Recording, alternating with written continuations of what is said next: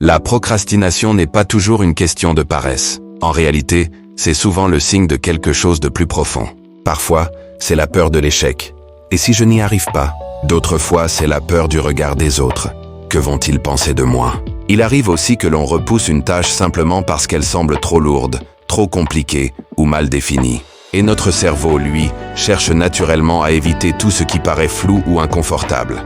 La vérité, c'est que la procrastination est un message.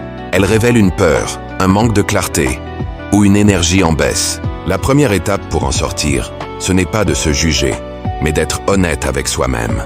Demande-toi simplement, pourquoi est-ce que je repousse cette tâche? En identifiant la vraie raison, tu reprends déjà du pouvoir. Et c'est ce regard lucide qui te permet de transformer l'inaction en premier pas. Maintenant que nous comprenons mieux ce qui se cache derrière la procrastination, voyons ensemble quelques clés simples et concrètes pour la vaincre.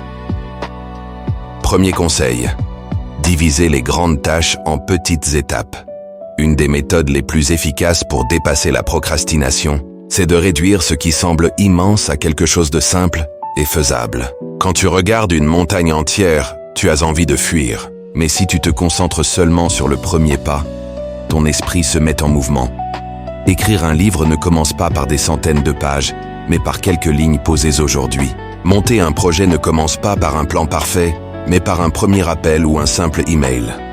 Chaque fois que tu simplifies une tâche, tu retires au cerveau une raison de repousser. Ce qui paraissait insurmontable devient soudain possible. Et ce premier petit pas enclenche un second, puis un troisième. C'est ainsi que l'inertie se transforme en élan.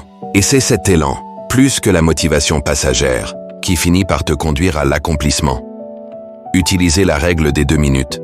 Il existe une règle simple, mais redoutablement efficace. La règle des 2 minutes. Elle dit ceci. Si une action prend moins de 2 minutes, fais-la immédiatement.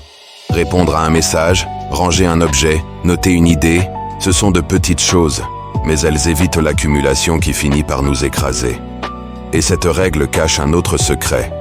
Souvent, commencer une tâche pendant 2 minutes suffit à briser la résistance intérieure. Tu te dis, je vais juste écrire une phrase, et sans t'en rendre compte, tu en écris une page. Tu commences par sortir tes affaires pour travailler, et bientôt tu es plongé dans la tâche. Le plus difficile, ce n'est pas de continuer, c'est de commencer. Et la règle des 2 minutes est comme une porte d'entrée, une petite ouverture qui rend l'action accessible et déclenche l'élan dont tu avais besoin. Créer un environnement sans distraction. Si tu veux vaincre la procrastination, tu dois d'abord apprendre à protéger ton attention. Parce que même avec les meilleures intentions, ton énergie s'évapore au moindre signal. Une notification, un réseau social, un bureau encombré. Ton environnement influence tes actions bien plus que ta volonté. C'est pourquoi les personnes productives organisent leur espace pour rendre l'action facile et la distraction difficile. Cela peut être aussi simple que de mettre ton téléphone en mode silencieux, de fermer les onglets inutiles ou de ranger ton espace de travail avant de commencer. Chaque petite barrière que tu poses contre la distraction est un cadeau que tu fais à ta concentration. Et plus ton environnement est clair, plus ton esprit devient libre de se consacrer à l'essentiel. Un lieu ordonné crée un esprit ordonné. Et un esprit ordonné avance, là où un esprit dispersé s'épuise à repousser toujours au lendemain. Point. S'appuyer sur la discipline, pas la motivation. La procrastination s'appuie souvent sur une illusion. Attendre d'avoir la motivation pour agir. Mais la vérité, c'est que la motivation est instable. Un jour elle est là, le lendemain elle disparaît. Si tu comptes uniquement sur elle, tu avanceras toujours par à-coups. Ce qui fait vraiment la différence, c'est la discipline.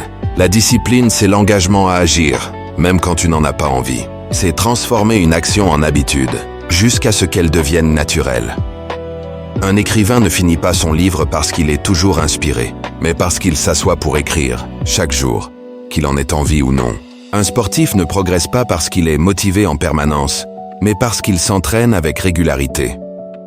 La discipline, c'est ce qui transforme les intentions en résultats. Elle ne dépend pas de l'humeur du moment, mais d'un choix répété. Avancer, encore et encore. Et c'est ce choix répété qui construit la réussite durable.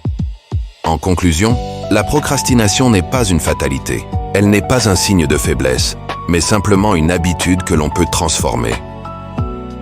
En identifiant ce qui se cache derrière nos blocages, En découpant nos tâches en petites étapes, en appliquant la règle des 2 minutes, en protégeant notre attention et en cultivant la discipline, chaque jour devient une victoire sur l'inaction.